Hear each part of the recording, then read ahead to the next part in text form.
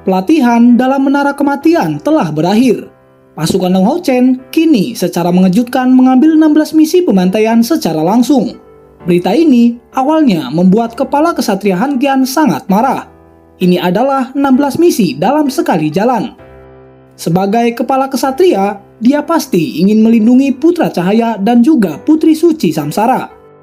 Tetapi ketika berpikir mereka sudah cukup besar, Han Qian tidak menghentikannya, membiarkannya untuk berpetualang di dunia luar. Seekor anak burung elang yang terus berada dalam perlindungan tidak akan bisa menjadi elang yang perkasa. Inilah peribahasa yang diucapkan oleh Han Qian. 16 misi pembantaian. Yang paling sederhana yaitu membunuh iblis dari langkah ke-6 dan merebut kristal mereka. Dan yang paling sulit adalah untuk membunuh dewa iblis peringkat terakhir, iblis ular Andromalius. Meskipun berada di peringkat 72, itu tetaplah dewa iblis, sebagai ahli di puncak langkah ke-8. Dan selanjutnya, dalam jangkauan pilar dewa iblisnya, kekuatannya akan sebanding dengan beberapa ahli dari langkah ke-9. Sudah setahun penuh sejak mereka keluar dari surga fana, dan semua orang setahun lebih tua. Yang termuda adalah Long Hao Chen dan juga Cai Er yang telah mencapai usia 16 tahun. Dibandingkan dengan tahun sebelumnya, sekarang semua orang terlihat jauh lebih mantap. Adapun dengan tingkat kekuatan bertarung mereka, bahkan mereka sendiri tidak tahu tentang itu. Bagaimanapun, sudah setahun sejak terakhir mereka melawan iblis. Setelah meninggalkan kota suci, pasukan Long Hao Chen telah sampai di kota Starseeker, menginap untuk beberapa hari di sini dan membuat rencana untuk memasuki wilayah iblis. Tentu saja dengan kerjasama bersama Yuye. Kali ini, Long Hao Chen berniat ikut bersama rombongan pedagang Yuye untuk memasuki wilayah iblis. Di pagi hari, pedagang Yuye perlahan meninggalkan benteng Tenggara dan menuju ke wilayah iblis. Setelah mendapatkan arahan dari kuil prajurit, pemeriksaan di jalan jauh lebih santai. Long Hao Chen dan rekan-rekannya duduk di gerbong di tengah rombongan. Akhirnya, kembali ke wilayah iblis, misi mereka dimulai sekali lagi. Proses memasuki wilayah iblis berjalan tanpa hambatan. Pada pagi hari berikutnya, kelompok pedagang sudah jauh di provinsi Narek. Dan persis seperti perkiraan Long Hao Chen, mereka mencapai ibu kota provinsi Narek, kota Nadou pada tengah hari. Kelompok pedagang tersebut beristirahat sementara di sini selama 1 jam sebelum melanjutkan perjalanan mereka. Dan di sini juga, misi pertama dari pasukan Long Hao Chen akan dilakukan. Pada misi kali ini, mereka harus membunuh 5 iblis burung emas. Dari sini, pembunuhan dilakukan secara terpisah. Long Hao Chen dan Cai Er bergerak sendiri. Han Yu bersama Sima Xian membunuh 1 iblis. Dan sisanya juga harus membunuh 1 iblis. Misi pertama akhirnya dimulai. Mereka harus bisa menyelesaikan misi ini selama 1 jam, sebelum kembali melanjutkan perjalanan mereka. Sangat cepat, Long Hao Chen menemukan targetnya sendiri. Tempat itu adalah restoran sederhana. Meskipun iblis menempati sebagian besar wilayah Sengmo Dalu, manusia meninggalkan pengaruh yang sangat dalam pada mereka, terutama mengenai makanan manusia yang sangat disukai oleh para iblis. Semakin tinggi pangkat iblis, semakin dia akan menikmati minuman dan makanan manusia. Long Hao Chen perlahan masuk ke dalam restoran. Menyapu matanya ke ruangan kecil itu, dia menemukan targetnya dalam sekejap. Seekor iblis burung emas sedang duduk di sana, makan dan minum di kursi terbaik restoran. Long Hao Chen maju menuju iblis tersebut. Sesampainya di meja makan, dia dengan ringan mengetuk meja. Melihat itu, iblis burung emas terkejut. Dia makan dan minum dengan baik, tetapi terganggu di tengah-tengahnya. Dia menjadi jelas dalam suasana hati yang sangat buruk. Namun, saat melihat wajah Long Hao Chen begitu dia mengangkat kepalanya, dia tampak terkejut. Faktanya, Long Hao Chen telah berubah menjadi iblis bulan. Bahkan membuat klan dari iblis bulan tidak dapat menemukan penyamarannya. Apalagi tentang iblis burung emas ini. Mata ungu dengan wajah yang sangat tampan. Ini semua adalah ciri-ciri dari klan iblis bulan. Melihat tatapan dingin di mata Long Hao Chen, dia buru-buru berdiri dan mencoba bertanya, "Siapa kamu?" Mendengar itu, Long Hao Chen segera mengangkat tangan, menunjukkan lambang Viskon iblis bulan sebelum menatap matanya. Kemudian, dia berkata, "Keluarlah bersamaku." Iblis burung emas yang melihat lambang ini, keraguan di matanya segera menghilang. Berdiri dengan tergesa-gesa, dia mengikuti Long Hao Chen keluar dari restoran. Di sekitar mereka, cukup banyak iblis yang melihat pemandangan ini. Meskipun mereka tidak melihat wajah Long Hao Chen. Melihat karakter hebat seperti iblis burung emas terkejut, orang mungkin bisa membayangkan seperti apa keberadaan orang itu. Meninggalkan restoran, Long Hao Chen menghentikan langkahnya di pintu restoran. Iblis burung emas itu bertanya dengan sangat hati-hati, "Tuan Viskon, apa yang ingin Anda katakan kepadaku?" Dengan melambaikan tangannya, Long Hao Chen kemudian berkata, "Kamu, kemarilah mendekat." Mendengar itu, iblis burung emas buru-buru mendekat. Dia masih merasa kesal karena harus berpisah dengan makanannya. Melihat iblis itu tunduk di depan matanya, Long Hao Chen mengungkapkan pandangan dingin. Mengangkat tangan kanannya untuk meletakkannya di bahunya. "Apakah kamu menyadari kejahatanmu?" Di depan, iblis burung emas mengangkat kepalanya menatap Long Hao Chen dengan kaget. Tepat pada saat itu, dia menjadi sangat waspada. Tetapi itu semuanya sudah terlambat. Pada saat ini, tangan kanan Long Hao Chen menancapkan kilat pedang dingin di lehernya. Dan saat itu juga, mata iblis burung emas segera tertutup. Dia bahkan tidak punya waktu untuk berteriak. Dengan kilatan keemasan, mayat iblis burung emas menghilang ke dalam liontin abadi. Long Hao Chen tidak berhenti sampai di situ. Dia segera menuju Lin Xin dan juga Han Yu. Pertarungan Long Hao Chen tidak menarik banyak perhatian, karena pertempuran sudah berakhir segera setelah dimulai. Saat ini, dia sedang mengkhawatirkan semua rekan-rekannya. Sampai pada titik ini, itu masih berjalan baik bagi semua orang. Meskipun pembunuhan tidak berjalan sebaik Long Hao Chen. Ya, itu adalah pertempuran yang bisa dilihat dengan jelas, tetapi masih bisa dikendalikan dengan baik. Dengan kematian beberapa iblis burung emas, kota Nado hanya butuh sekejap untuk bereaksi. Dewa iblis yang bertanggung jawab atas kota tersebut segera memberi perintah untuk menutup gerbang dan mencari mata-mata manusia. Begitu perintah dikirim untuk menutup gerbang kota, kelompok pedagang Yuye kebetulan hampir meninggalkan kota. Mengingat dengan kejadian kelompok pedagang Yuye yang telah membuat Kaisar Dewa Iblis marah, akhirnya kelompok ini masih diizinkan untuk pergi. Misi pertama berjalan dengan lancar. Long Hao Chen juga dalam suasana hati yang sangat baik. Saat mencoba keterampilan mereka menyelesaikan misi kelas komandan pertama mereka. Dan ini dilakukan hanya 2 hari setelah meninggalkan aliansi kuil. Perjalanan kelompok pedagang Yuye masih menuju ke tenggara, langsung menuju provinsi tengah. Alasannya, ini tempat paling ramai, di mana barang-barang bisa dijual dengan harga terbaik. Pasukan Long Hao Chen mengikuti kelompok pedagang ini jauh ke dalam wilayah iblis. Dengan peta dan juga informasi yang diberikan, dikombinasikan dengan bantuan kelompok pedagang Yuye, mereka menyelesaikan 5 misi berturut-turut. Tentu saja, mereka tidak akan bertindak setiap kali kelompok pedagang Yuye berhenti. Karena perilaku ini akan terlalu mudah mengubah kelompok pedagang Yuye menjadi tersangka. Mereka biasanya akan berhenti di satu kota dengan kelompok pedagang Yuye dan berkumpul kembali dengan mereka setelah menyelesaikan misi mereka. Kali ini dipenuhi dengan lebih banyak ketakutan daripada bahaya. Dan sampai pada titik ini, mereka tidak menemui kesulitan yang sebenarnya. Sepertiga dari 16 misi sudah selesai. Ketika kelompok pedagang Yuye memasuki provinsi tengah, mereka harus berpisah. Ini bukan karena mereka tidak memiliki target di provinsi tengah, tetapi karena Long Hao Chen membuat keputusan untuk pergi berdasarkan urutan kesulitan, menyelesaikan misi yang lebih mudah terlebih dahulu sebelum menuju provinsi tengah. Setelah melihat kelompok pedagang Yuye telah pergi, Long Hao Chen kemudian berkata kepada anggota lainnya, "Semuanya untuk tindakan berikutnya, kita hanya dapat mengandalkan diri kita sendiri. Mari kita menuju target berikutnya, yaitu Provinsi Jaques." Provinsi Jaques berada di utara Provinsi Tengah Iblis.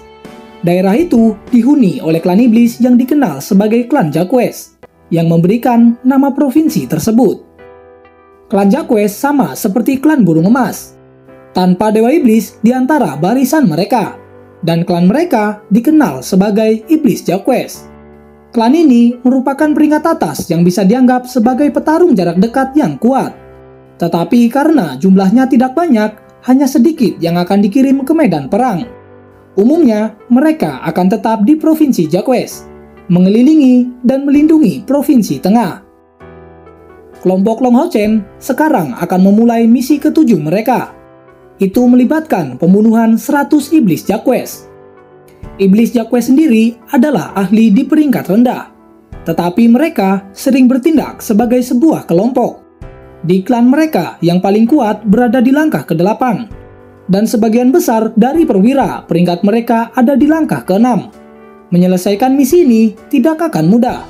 Setidaknya itu akan lebih sulit daripada misi yang mereka selesaikan sejauh ini dalam perjalanan.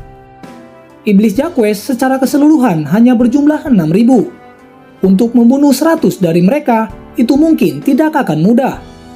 Kesulitan meningkat satu tingkat karena mereka tidak mendapatkan bantuan dari kelompok pedagang Yuye, dan harus mengandalkan mereka sendiri untuk semuanya.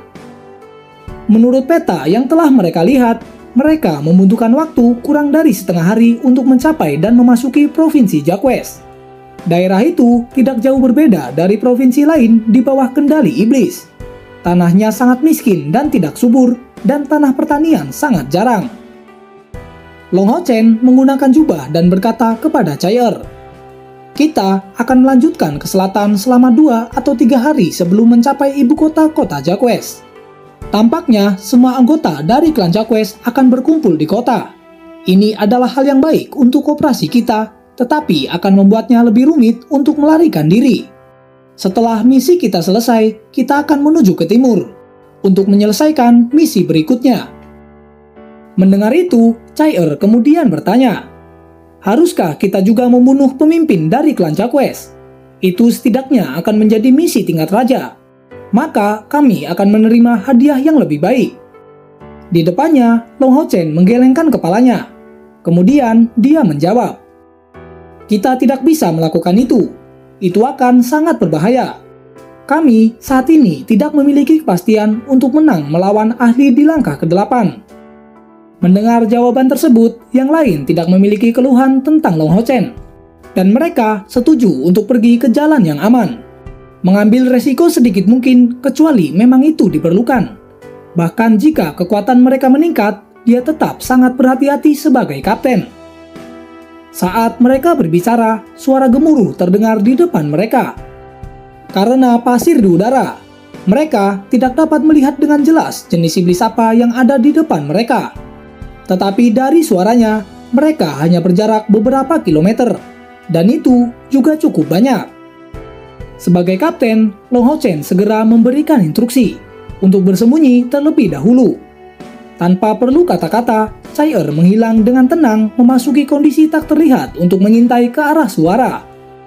Selagi Cai Er memeriksa keadaan, Long Hao Chen berkata kepada yang lain, "Mari kita lihat dari klan mana iblis ini, dan berapa banyak dari mereka. Sekarang tidak perlu terburu-buru secara membabi buta." Mendengar itu, semua orang mengangguk dan memahami keadaan mereka saat ini. Beberapa saat kemudian, Cai Er kembali kepada mereka.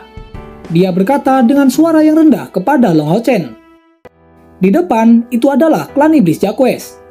Sepertinya mereka sedang mengejar pasukan pemburu iblis." Mendengar itu, Long Hao Chen tampak terkejut. Tidak menyangka dia akan bertemu dengan pasukan pemburu iblis lain. Di depannya, Cai Er terus melanjutkan, "Klan iblis Jacques mengirim pasukan yang terdiri dari setidaknya 1.000 iblis. Mereka dipimpin oleh 2 ahli dari klan Jacques, dan jumlah dari perwira Jacques setidaknya 30 atau 40. Sedangkan pasukan pemburu iblis yang mereka kejar seharusnya berada di tingkat raja. Mereka sedang melawan saat mencoba untuk mundur." Tanpa ragu, pasukan klan Jacques sangat kuat, dengan 2 pemimpin Jacques yang memimpin mereka. Pihak lain seharusnya tidak memiliki kesempatan untuk melawan. Tetapi saat ini, musuh sedang mengejar untuk membunuh pasukan pemburu iblis di tingkat raja. Pada saat ini, Long Hao Chen berbalik melihat rekan-rekannya sendiri. Dengan menyelamatkan mereka, kita sangat mungkin menghadapi bahaya yang sangat besar. Tetapi jika kita tidak ikut campur, mereka mungkin akan mati. Bagaimana menurut kalian? Si Masian adalah orang pertama yang menjawab. Ayo, kita lakukan. Mendengar itu, semua orang mengangguk berturut-turut ke arah Long Hao Chen. Kemudian Long Hao Chen menyipitkan matanya dan berkata pada Chai Er, Chai Er, kami akan menyerahkan yang itu padamu. Jika aku tidak salah menebak, itu seharusnya adalah pemegang iblis. Iblis udara dari langkah ke-6 yang berspesialisasi dalam dukungan. Mereka adalah kekuatan pendukung paling penting dari ras iblis. Kamu harus bisa menyingkirkannya sebelum bersatu kembali dengan kami. Dan juga sambil memastikan jalan untuk mundur. Setelah membunuh pemegang iblis, kami akan bertindak dari pihak kami. Menyerang musuh dari samping, kami tidak akan bertemu langsung dengan mereka. Memberi rekan prajurit kita untuk mundur itu saja sudah cukup. Dan setelah masalah selesai, kita akan melarikan diri dan terbang menjauh. Dalam klan Jacques, hanya ahli dari langkah ke-6 atau lebih yang bisa terbang. Satu-satunya yang bisa membuat kita kesulitan adalah dua pemimpin Jacques di langkah ke-8. Saat ini, dia tidak punya pilihan lain selain membuat rencana yang jelas. Jika tidak, mengingat perasaan rekan-rekannya dan dirinya sendiri. Tidak yakin apakah mereka akan membiarkannya pergi sendiri ketika dia ingin berpisah dari mereka. Di depannya, Chai Er mengangguk dan sayap spiritual hitamnya muncul sekali lagi. Dalam sekejap, sosoknya menghilang seketika. Setelah mencapai tahap ke-6 dari kultivasi, Chai Er dapat memanfaatkan kalung gaib dengan sebaik-baiknya. Ketika dia menggabungkan efeknya dengan teknik tembus padangnya, dia bisa tetap tidak terlihat bahkan dengan kecepatan terbang yang tinggi. Dalam keadaan ini, dia sama sekali tidak akan takut saat mengintai selama musuh lebih rendah darinya dalam kultivasi. Tepat ketika Long Hao Chen selesai merencanakan penempatan mereka, gemuruh yang jauh semakin berbeda. Dan sekarang, udara dipenuhi dengan debu kuning. Kelompok Long Hao Chen hanya bisa melihat secara kasar beberapa iblis terbang ke depan. Segera, tombak mereka yang lengkap mulai terlihat satu demi satu. Sementara itu, suara pecah yang menusuk telinga memenuhi udara. Garis depan dari iblis Jacques masih mengejar pasukan pemburu iblis di tingkat raja. Karena mereka saat ini hampir mencapai bukit yang menyembunyikan kelompok Long Hao Chen. Semuanya, ayo maju ke depan. Long Hao Chen berteriak dengan keras sebelum 4 sayap muncul di punggungnya. Dengan cepat, dia menyerang ke depan seperti peluru. Sementara itu, yang lainnya berada di punggung Hao Ye yang lebar dengan hanya Chen Yinger yang tertinggal. Long Hao Chen dengan cepat mendekati pasukan iblis Jacques dari sisi kiri mereka. Tangkapan dari tentara Jacques tidak butuh waktu lama. Dan setelah menemukan mereka, beberapa iblis Jacques berbelok untuk menemui musuh baru dan melemparkan tombak mereka ke arah Long Hao Chen. Di sisi lain, dengan membawa pedang Arya Sang Dewa Cahaya, Long Hao Chen menahan serangan tombak dengan ayunan pedang tersebut. Dengan suara pecah yang keras, setiap tombak yang terlempar segera dihancurkan di depan esensi cahaya yang mendominasi. Pada saat ini, Yating sudah muncul di belakang Long Hao Chen, segera meluncurkan sihir cahaya seperti sebelumnya. Iblis Jacques memang pantas disebut tipe iblis yang kuat dari jarak dekat. Namun, tidak peduli apakah itu dari jarak dekat atau jauh. Mereka adalah lawan yang tangguh. 10 iblis Jacques segera bertemu dengan Long Hao Chen. Sekarang, Long Hao Chen bertujuan untuk menyelesaikan ini dengan cepat, dan juga berharap untuk menyelesaikan misi mereka di sini. Oleh karena itu, dia secara alami tidak memiliki reservasi. Pada saat ini, dia mengayunkan 2 pedang, meluncurkan riak cahaya dengan serangan cahaya. Orang dapat melihat bahwa kedua pedang itu berbeda. Namun, itu memiliki kesamaan, yaitu memiliki niat pedang yang sangat kuat. Memancarkan pedang cahaya mengerikan sepanjang 10 meter, menyapu musuh seperti angin. Setidaknya, ada selusin iblis Jacques yang mati dengan serangan tersebut. Melihat itu, bahkan Long Hao Chen sendiri tidak berharap Arya Sang Dewi Cahaya memiliki kekuatan ledakan yang begitu besar. Selama misi terbaru mereka tidak terjebak dalam pertempuran yang ramai seperti ini. Sehingga Long Hao Chen hanya perlu belajar sekarang bahwa pedang ilahi benar-benar mencapai tingkat kekuatan yang menakutkan. Di waktu normal, Arya Sang Dewi Cahaya bisa melepaskan bilah cahaya sepanjang 2 meter. Tetapi ini tanpa bantuan dari elemen cahaya murni yang dilepaskan oleh Long Hao Chen. Ini sudah menembus 10 meter. Dengan dukungan dari niat pedang yang meluap, Long Hao Chen seperti harimau di antara kawanan domba. Sekali lagi mengepakkan sayap di punggungnya. Dia berjalan ke barisan musuh dan segera meledak seperti spiral emas tirani di tengah-tengah kelompok iblis Jaquest. Di sisi lain, dengan teriakan resonan, sosok besar Hao Ye melesat ke depan. Menyapu ekor besarnya, dia dengan berani mengirim beberapa iblis Jaquest terbang ke langit. Kemudian, dengan kepala keempatnya, terus-menerus meluncurkan mantra satu demi satu. Semuanya meledak secara berurutan. Sekarang, Han Yu, Wang Yuanyuan, dan juga Sima Xian melompat dari punggung Hao Ye. Sima Xian berada di depan, menghalangi musuh di depan Hao Ye untuk membiarkannya melancarkan serangan sihir yang mulus. Sedangkan Wang Yuanyuan dan Han Yu berada di sisi kiri dan kanan. Ini adalah pertempuran kerumunan pertama mereka sejak memasuki wilayah iblis kali ini. Dan melihat ledakan kekuatan yang kuat dari Long Hao Chen, semua orang dipenuhi dengan kepercayaan diri. Di tangan Wang Yuanyuan, perisai jiwa ilahi berputar-putar. Dia tidak perlu menyematkan kristal spasial apapun, karena tidak ada iblis Jaquest yang bisa menahan pukulan darinya. Di sisi lain, Han Yu juga menunjukkan penampilan pemberani. Segala sesuatu dalam jangkauan pedang darah miliknya di tingkat legendaris itu tenggelam dalam cahaya merah berwarna darah. Hanya dalam waktu yang singkat, setelah mereka menyerang barisan musuh, lebih dari 100 iblis Jaquest telah dimusnahkan. Dengan kata lain, misi mereka telah berhasil diselesaikan. Pasukan Long Hao Chen membuat kemunculan yang sangat tiba-tiba, dan baru sekarang pemimpin iblis Jaquest telah menyadarinya. Kedua pemimpin Jaquest segera berteriak. Di belakang mereka, selusin perwira Jaquest dari langkah ke-6 memimpin pasukan kembali untuk berkumpul dan menyerang kelompok Long Hao Chen. Sementara itu, dua pemimpin ini terus mengejar pasukan pemburu iblis di tingkat raja. Tidak diragukan lagi, kedua pemimpin Jaquest ini sangat cepat bereaksi. Dan juga itu cukup bagus dalam penyesuaian diri dengan kondisi medan perang. Tetapi, mereka juga meremehkan kelompok Long Hao Chen. Dapat dikatakan bahwa kondisinya saat ini, Hao Ye dapat dianggap sama dengan 4 penyihir. Semuanya berada di langkah ke-6. Dalam keadaan ini, sambil menunggu selusin iblis Jaquest dari pangkat perwira datang, korban di antara iblis Jaquest biasa sudah melampaui sampai 200. Dan itu meningkat dengan sangat cepat.